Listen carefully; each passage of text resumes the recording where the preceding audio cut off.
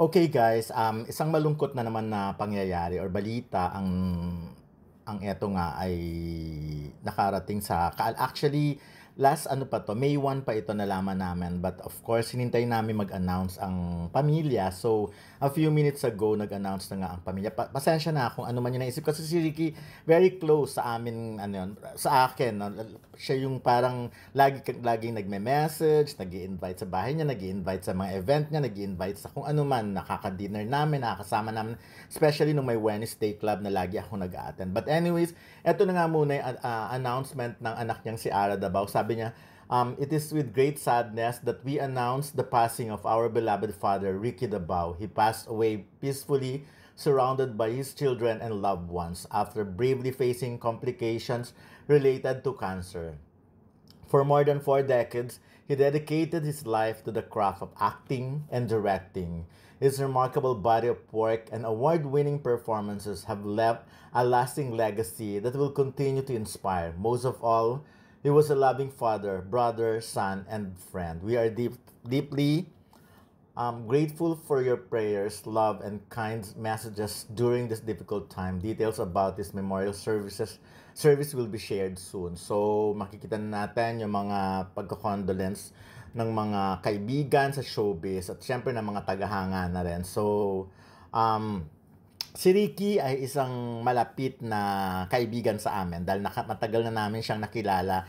Since nung meron pang Wednesday Club, talagang lagi namin siyang, almost every Wednesday nakakasama namin siya. At madalas namin siyang nai-interview, sinusulat at very grateful siya, very thankful siya sa mga na ginagawa namin sa kanyang career. So, kaya at ano pa, again, mas madalas siya mag-message sa amin. May communication talaga. Dati magte-text pag birthday mo, magtatanong ng address mo, magbibigay ng regalo, magpapadala ng ganyan. So, kahit naman nung ano, I remember, nagplano siya nung pumasok sa politika sa District 4 ng Quezon City at talagang nangako ako sa kanya na ika-campaign ko siya doon since taga District 4 ng Quezon City ako dati. So, pero yun na nga, bigla rin siyang umatras na. So, when was the last time ba na nakita ko si Ricky Davao? I think dito sa press ko na ito, Monday first screening. So, ito yan, sa Net25 yan.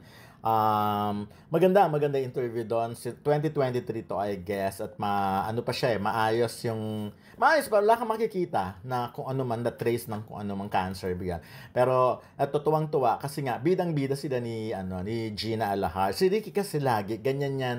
Every time may project siya, talagang super proud, super happy siya. Pag nagkikita, pinagmamalaki niya agad. So, bago pa malaman ng iba, nalalaman namin yung mga kwento, like, pag yung mga movies niya o teleserye niya o kahit sa mga project. Ito, mga photos na ito, it's one of those photos na mga nakunan during sa mga Wednesday Club pag may mga event. Of course, napakatagal na nitong photos na to. Nakita niyo naman with Alfie Lorenzo pa. Dito sa picture na to, ayan si Bayani San Diego, yung mga ganyan. So, parang tatlo na silang nawala dyan. So, eto rin, isa to sa mga events sa Regal.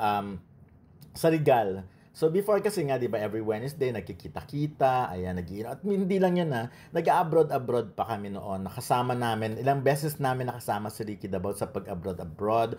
Of course, courtesy of ano 'yon, parang sinasama kami ni Mother Lily Monteverde. Naalala ko noon nag-Thailand kami, nag-Bangkok, Thailand kami. So of course pag nasa Thailand ka nung time na 'yon, ang tagal na noon mga dekada na yata.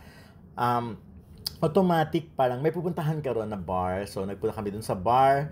And, syempre yung bar na yon medyo ano yun kakaiba. Pero anyways, nagulat yun, nagkataon, ang dami rin palang Pilipino na nandun. So, habang nandun sa bar, may nagpe-perform, and dami nagpapapicture kay Ricky Davao. So, si Ricky napakasarap kasama niyan sa mga lakaran.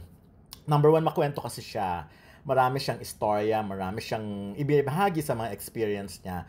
Kahit yung mga kwento-kwento nung araw, nung ano pa siya, nung bata-bata pa siya, babalikan niya, ikikwento niya yung mga time na yon sa amin. So, napakasarap. Ang dami kong ano sa kanya, ang dami kong naaalala. Tsaka, always present sa birthday. Pag may birthday party, especially nun sa Imperial or kahit sa iba, nag-attend siya. Sige, napakadaling imbitahan.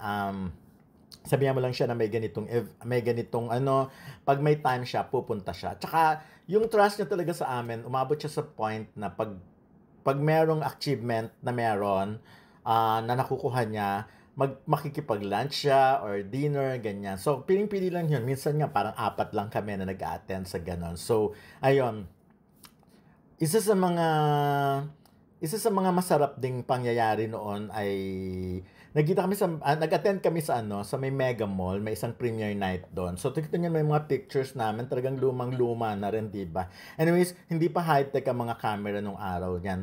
Anyways, ayun na nga sa Mega Mall at nagyaya siyang mag-dinner. So after that, so ako, si Tito Nestor Cuartero, unfortunately, mga iba kasing press, uwian na, sayang nga pero namimiss niya, hinahanap niya. So kami natuloy, kami lang. And then nakita ko kung gaano kabait din si Ricky sa mga fans. Talagang kahit na kumakain, may lalapit sa kanya para magpa-picture. At lahat pinagbibigyan niya talaga, kahit kumakain. At syempre, ako nakikita ko yung very proud siya. Nakikita ko yung smile niya pag every time may mga lumalapit. Syempre, di ba? Parang